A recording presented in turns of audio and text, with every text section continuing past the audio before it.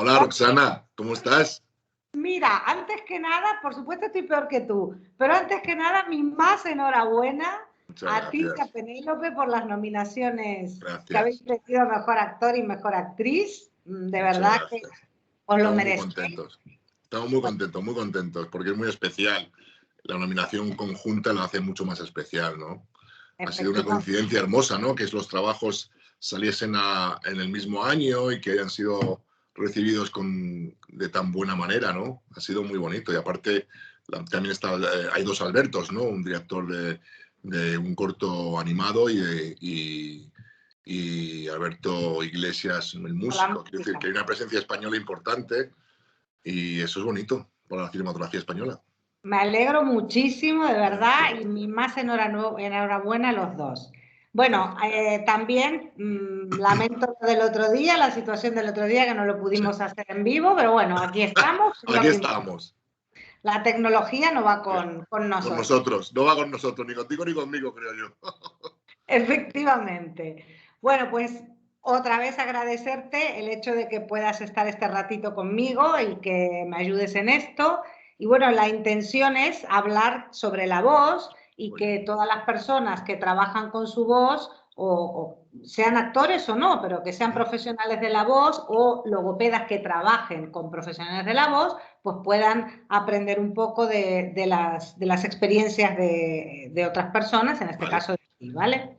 muy bien. Bueno, pues ya que aprovechamos el tema de los Oscar, a mí me gustaría saber, porque en esta película tienes que cantar, Sí. y entonces me gustaría saber cuál fue el reto que te has encontrado vocalmente hablando más importante en tu carrera, lo que más te haya costado. Pues mira, y tú sabes muy bien de esto porque llevamos trabajando muchos años ya. No quiero decir cuántos porque no me acuerdo, pero son bastantes. Somos Más muy de mal. 10. No sé si llegar a la segunda decena, no lo sé. Eh, pero una de las primeras personas a las que llamé, según me dieron el papel de Desi Arnaz en Blinde Ricardos, fuiste tú. No sé si fue la segunda o tercera persona con la que hablé, aparte de mi mujer y el productor, porque había que hacer esa voz. Y tú y yo trabajamos, ¿te acuerdas que yo estaba rodando La Sirenita? Y en los tiempos que podíamos, tú muy generosamente hacías un hueco en tu horario porque estás muy ocupada, como debe ser, porque eres muy buena. Y buscábamos el pitch, ¿no? La voz de este personaje, que era una voz mucho más aguda que la mía, más nasal también, hay algo de nasalidad ahí, ¿te Sí, acuerdas? nos ha costado ahí el Sí, trabajar la nariz, sí. es más metálica la de él, ¿no? No sé si es metálica o no, yo, perdóname, tú corrígeme que eres la profesional. Sí, de hecho trabajamos con Tuan justamente para Exactamente, intentar hacer una voz más brillante y más metálica, sí, exactamente. señor. Y traerla aquí, ¿no? Traerla aquí, pero traerla ahí arriba porque él tenía una cosa muy ahí. Y realmente estabas en esa energía todo el día. Era un tipo con una energía muy viva, muy arriba, muy positiva, muy creativa, muy constructiva, que es la parte que más me gustaba del personaje. Era un gran entertainer, ¿no? Era un cantante cómico, tenía una fuerza vital muy importante. Y tú y yo trabajábamos mucho en encontrar esa resonancia. Y desde ahí entramos en las canciones, ¿no? Que yo estuve trabajando contigo y con una profesora también de canto que se llama Fiona MacDonald, que está en Inglaterra, que me enseñaba justamente lo que hacías tú también, o sea, traer la voz un poco donde la tenía Desi, ¿no? Primero la mía, hacerla más sana y luego subirla un poco donde la tenía Desi, que es con ese brillo que yo no tengo, porque mi voz es otra, mi fisionomía es otra, mi cuello es otro, mis cuerdas vocales son otras, ¿no? Exactamente. Y ahí Y también me di cuenta de la importancia de la fisionomía, ¿no? Uno puede llegar hasta donde el cuerpo le puede dejar también. Evidentemente, si eres un profesional de la ópera o un cantante, pueden hacer maravillas que yo no sea capaz y no soy capaz, pero sí me di cuenta que hay una cosa fisiológica que también y de estructura que también define una voz y cómo es de importante trabajar en esos márgenes para no romperte, para no forzar y crear una lesión. muy bien, exactamente es así. ¿Y a ti qué te cuesta más? te ha costado más ese reto de cambiar la voz hablada o el hecho de cantar? Me costaba mucho la voz hablada porque había mucho texto, tenía que tener una facilidad con el texto importante y me costaba pasar de mi voz a esa voz de una manera orgánica. O sea, podía hacerla cuando pensaba en ella, pero no me salía orgánicamente. Pero entrené mucho. O sea, tú me diste muchos ejercicios y yo calentaba y calentaba y calentaba y me preparaba la voz, me cuidaba la voz, le prestaba atención a esa voz y sucedía. Llegó un momento en que ya solamente hablaba con esa voz. Y me di cuenta también de la importancia de la salud vocal. Quiero decir, el músculo de la cuerda vocal. Cuando el músculo se entrena, se le da su lugar, se le cuida, se le estira, se le masajea, se le hidrata, se le presta atención, el músculo responde y de pronto la voz se coloca en un sitio hermoso, que vibra, que tiene voz, que tiene vida, que tiene cuerpo, que tiene proyección, y que en ese caso además tenía un objetivo, que era llegar a esa resonancia que no era la mía. Y ahí me sentí muy capaz también de poder trabajar más libre, pero era a través del trabajo, el trabajo, el trabajo, el trabajo, ¿no? Me consta. Y te das cuenta también de la importancia, como un gimnasio, como el cuerpo, y la dieta, y ir al gimnasio. Cuando dejas de hacer eso, cómo la voz vuelve otra vez a tus propios defectos, tus propias limitaciones y tus... ¿Y tú cuándo te diste cuenta de la importancia de eso, de la importancia de cuidar tu voz? ¿Desde el principio de tu carrera o después? Después, contigo, con una lesión que tuve. Yo tuve un pólipo por forzar. Yo había visto a mi madre hacer... Esto no se puede hacer, ya lo sé. No carraspen. Breve. Pero había visto a mi madre hacer teatro toda la vida. Mi madre tenía una capacidad vocal impresionante, la respiración con el diafragma, la proyección, la facilidad que tenía a vocalizar, a hablar, a decir grandes textos y que se entendiese con proyección, con cuerpo. Pero mi madre nunca había entrenado eso. En mi casa yo no había visto un entrenamiento de la voz. La creía natural. Y cuando yo empecé a trabajar me di cuenta de que no, de que había algo ahí que no funcionaba y forzaba, creyendo que esa era la forma hasta que me hice una lesión. Y a partir de ahí te conocí a ti y empecé a abrir este mundo, a entender el mundo de la logopedia, ¿no? de la educación vocal, que es un mundo fascinante que implica mucho trabajo y mucha constancia, cosa que los actores a veces no somos muy buenos, porque solemos ser muy intenso y muy constante y muy fuerte y muy obsesionados durante una época, y cuando no hay trabajo, evidentemente hablamos de actores que tengan trabajo, ¿no? Pero cuando esa obra de teatro o esa película ya se ha hecho, te relajas. ¿No? Sí. Y respecto de esto, dos cosas. ¿Tú crees que la formación vocal que se le da al actor cuando se está formando como actor es suficiente? ¿Es correcta o no? Yo creo que hoy en día sí. Hoy en día yo conozco escuelas, o la Real Academia también del Arte Dramático. Quiero decir, se le da una importancia que tiene y se le da un lugar que tiene, yo creo. En la época en la que yo empecé, no, en absoluto. Yo creo que ahora sí hay una conciencia de eso. Otra cosa es que en la cabeza de algunos actores, sobre todo más jóvenes, se piense que es un poco una pérdida de tiempo, como que no es necesario, como que si tú conectas con tu verdad, con tu emoción, con lo que sea del personaje, la voz va a salir. Y sale cuando encuentras con una... Es verdad que el actor cuando encuentra verdad, la voz sale desde otro sitio, que no es forzado, porque no estás forzándote, la verdad está ahí. Pero es necesario una capacidad de poder...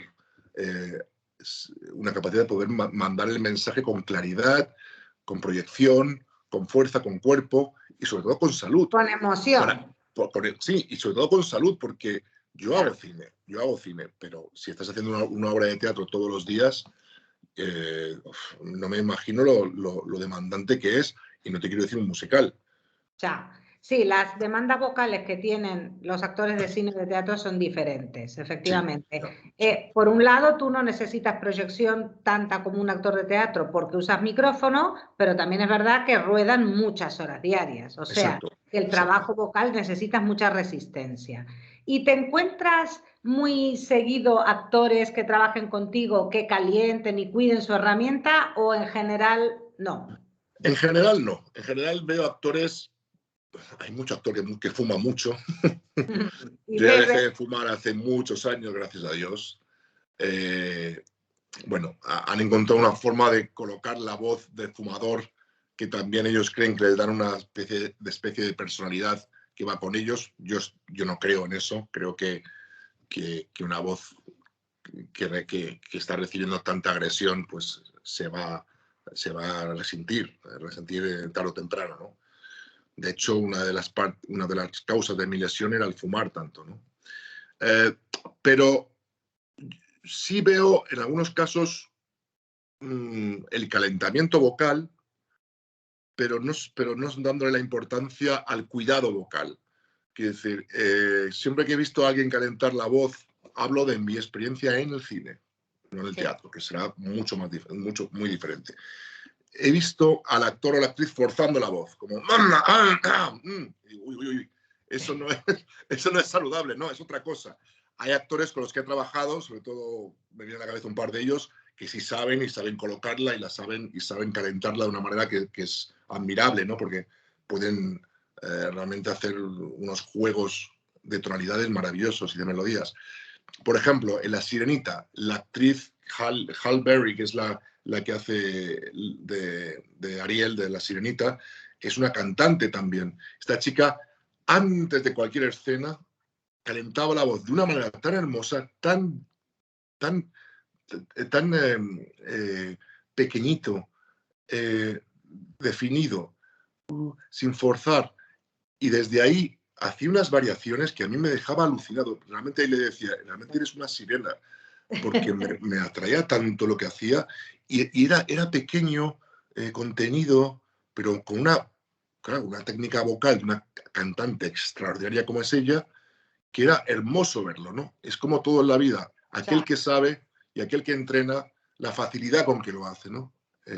Y aquellos que no sabemos tanto, cómo forzamos y cómo nos hacemos daño, pensando que eso es calentar, ¿no? En este caso. ¿Y qué cuidados de la voz son los que sigues habitualmente, aparte de calentar? Bueno, hago mucho BAO, hago muchos ejercicios tuyos. Yo tengo, no sé, tengo todo un cuaderno así de ejercicios para hacer en 20 minutos o 15 minutos o en 5 minutos, depende de lo que sea, antes de rodar o cuando noto la voz muy cansada, para calentar, para subir la voz, para hacer, bueno, pues esos sonidos, no sé cómo lo llamáis. ¿Cómo es? Sirenas, falsetes, Falsetes. sí. Eso. Y luego mucho agua. Yo no bebo más agua en mi vida que cuando ruedo. Aparte, yo no bebo alcohol. O sea, estoy todo el día hidratándome. A veces tomo té con miel y limón. Eso es una cosa que tomaba muchísimo en la de los Ricardos por el tema de la voz y del cantar. Me ayudaba mucho eso. O sea, tener una bebida caliente, no ardiendo, caliente, que me ayudase, me hacía bien. Notaba como que me relajaba. Y estar callado el máximo tiempo posible entre tomas, no perder el tiempo socializando, porque también me ayuda a enfocar como actor y estar todo el día calentando dentro de mí para levantar la voz o para ponerla más sana. Y luego cuando llegaba a casa hacía vaos con toalla, no suelo poner nada en el agua, nada de mentolado. Sí. Muy bien. Y notaba muchísimo el masaje, ¿no? Del vapor. Y eso me ayudaba mucho y notabas cómo, pum, de pronto la voz salía otra vez con un cuerpo y con una facilidad. ¿Y cómo crees que ha evolucionado a lo largo de todos estos años de carrera tu voz? ¿Notas que ha evolucionado, que ha cambiado? Hombre, yo creo que el conocerte a ti ha sido fundamental y saber tener una constancia y un saber la importancia que es el cuidado, ¿no? Creo que como muchas otras cosas podría hacer mucho más y debería hacer mucho más. Pero sí soy más consciente de la importancia de la salud vocal. El hecho de no beber alcohol, de no fumar, de cuando voy a un sitio con mucho ruido por las noches, que hace no sé cuántos años que no voy de noche a un sitio con ruido, eso es otra cosa, pero yo qué sé, tengo 2 niños, fiestas infantiles, 7 de la tarde, los padres en un sitio cerrado con niños. O sea, yo ahí no hablo, yo ahí no hablo, yo ahí no hablo. Y hubo una época en la que, me acuerdo que tú me lo decías, cuidado con los sitios ruidosos, no hables. Y digo, ¿cómo no voy a hablar en un sitio ruidoso? A eso voy. Ya. No, porque realmente si haces el ejercicio de hablar como hablas en un sitio así, cuando estés solo, te das cuenta de que estás gritando.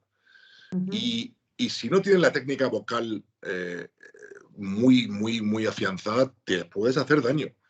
Entonces, todas esas cosas sí las tengo muy conscientes. Soy muy consciente de ellas y las llevo a cabo. Y cuando ruedo especialmente, sí, ahí sí hago una especie como de recogimiento vocal, ¿no? O sea, yo ahí no gasto más energía de la que necesito. ¿Y qué pasa cuando tienes que rodar? ¿Cómo te sientes cuando tu voz no está al 100% de lo que necesitas y tienes el compromiso de trabajo? Bueno, yo recuerdo, por ejemplo, la película de los Ricardos, recuerdo que yo grabé las canciones en 2 días, ¿no? Eran 4 canciones en 2 días. Que bueno, para alguien que no es cantante, en sesiones de 4 horas de estudio por día.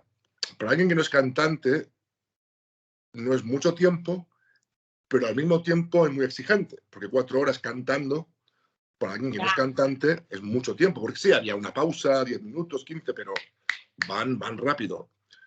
Y recuerdo que había el primer día, por los nervios, por la inseguridad, por el susto de un estudio, que es algo que yo desconocía, los cascos, toda la parafernalia, ¿no? Dices, Dios mío, esto se va a grabar. Yo recuerdo que la primera hora no salía la voz, no me salía, estaba nervioso, estaba agarrotado, tenía mucha flema, no estaba en absoluto resfriado, pero estaba creando flema, tenía la voz agarrada, asustado.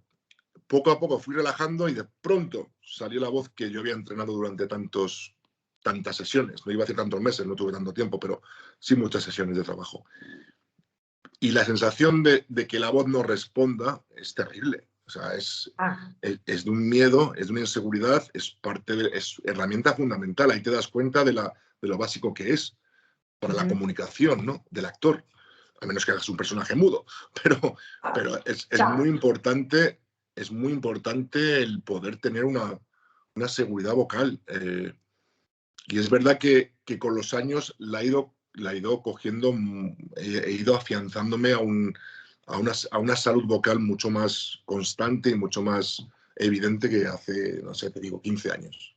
Ya, pero en todos estos 15 años has tenido retos importantes en la voz, porque me acuerdo cuando hiciste la de San Pedro, que toda la película estás Sí. tumbado y obviamente no es lo mismo hablar tumbado que hablar de pie. En otra tenías que gritar, en varias tuviste que gritar, o que cuando se pierde Nos la niña. vimos un par de veces en la de Todos lo saben, porque me quedé, por Eso es. ejemplo, Todos lo saben, hay un momento en el que yo voy a dejar el dinero en un puente y yo tenía que gritar el nombre de la chica que estoy buscando, hacía muchísimo frío, era por la mañana, saqué la emoción sin técnica y al segundo grito se acabó.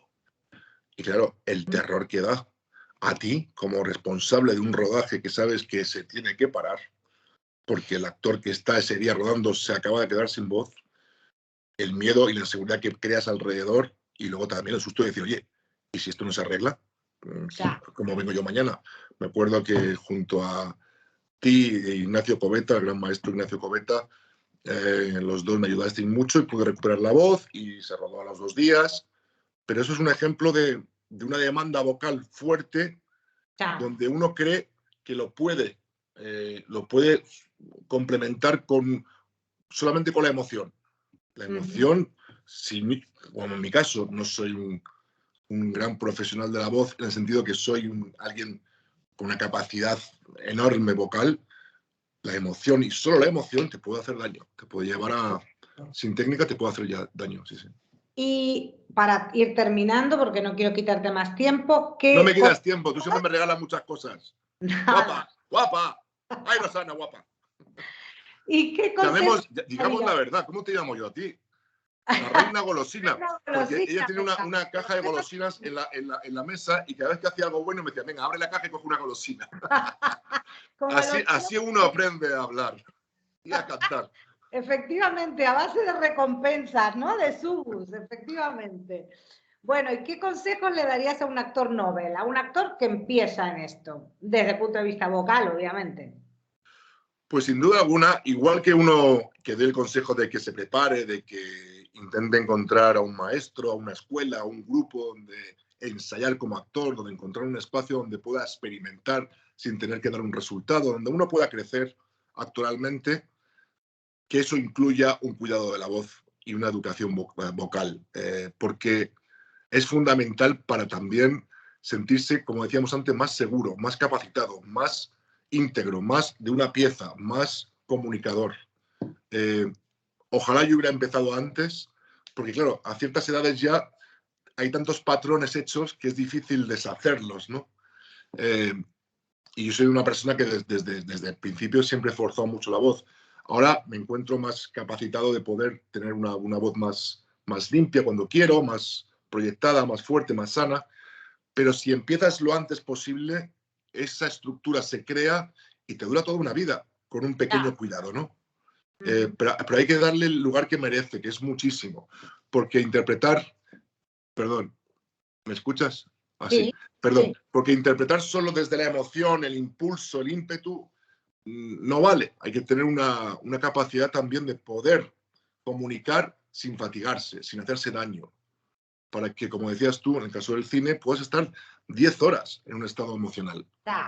Bueno, pero tú has modificado a lo largo de tu carrera, por lo menos desde que yo te conozco, muchísimos hábitos malos. Muchísimo. Y eso, aunque empezaras antes o después, lo has hecho y eso es lo que te ha permitido dar la caña que das, porque ahora mismo no paras de trabajar, tienes una película tras otra y eso... No, y muchas entrevistas, mucho hablar. Claro, que eso es agotador también, porque estás hablando todo el rato y yo ahí sí me noto también, ¿no? Cuando estoy haciendo algo que no me gusta, se me cansa más la voz.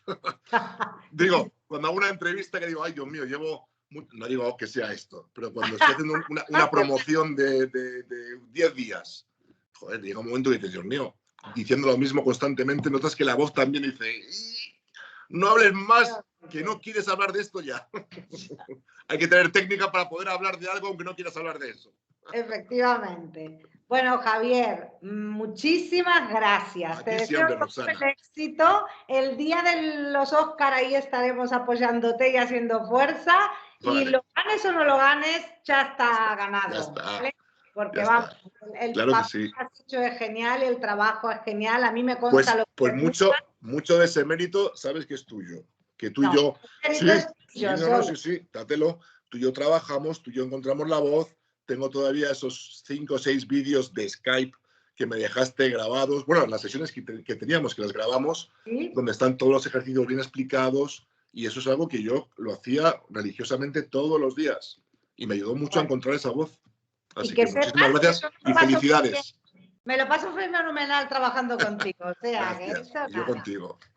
Bueno, muchísimas gracias. Un beso muy grande y vamos a cruzar los dedos. Mucho vale, éxito. Venga, un besito.